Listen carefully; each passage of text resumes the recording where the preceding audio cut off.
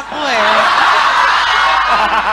Orang-orang kok wis sedakep karo. Tak omong itu, iki ketoprak kentekan pemain. Kok anane Den Broto Cadok ya wis iki.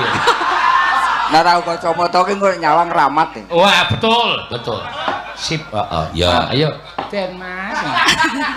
Kanggo kacamata yang ndak bagus sih. Ora apa. Orang sida-sida kok wis arep meneng sikek. Waduh. Yo, Den Mas. Den Mas Brata.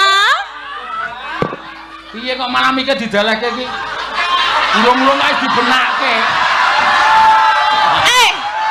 Mengko tak benakke.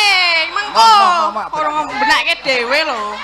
Kowe nek benakke sok nritik. Ayo. Serius iki tenan. Nah kuwi brotone ora serius ya. Serius sih Bang demi bapak aku. Oh iya. Brata brat. Demi adimu. Halo. Rupane tuwa kowe lho bapakmu.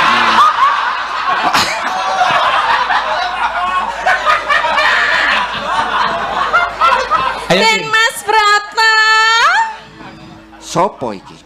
Den Mas kesupen kalian kula napa pripun to Den Mas? Sik sabar.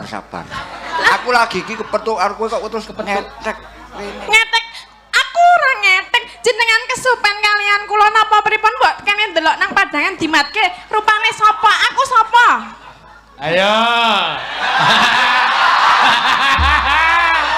Ngerti aku wisan. Copot kene. Ndak kurang ajar kene. Wah, iso. Ora cetha emang. Nek kanggo iki mat banget iki. Seneng banget kanggo iki mat banget. Den Mas sing mat jenengan weruh napa? Weruh napa? Werna-werna. Aku mah ger cilik.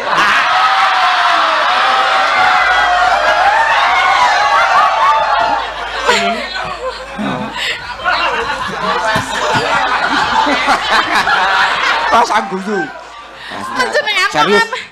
nek pun wonten mriki mboten sah kemutan senten ngomah.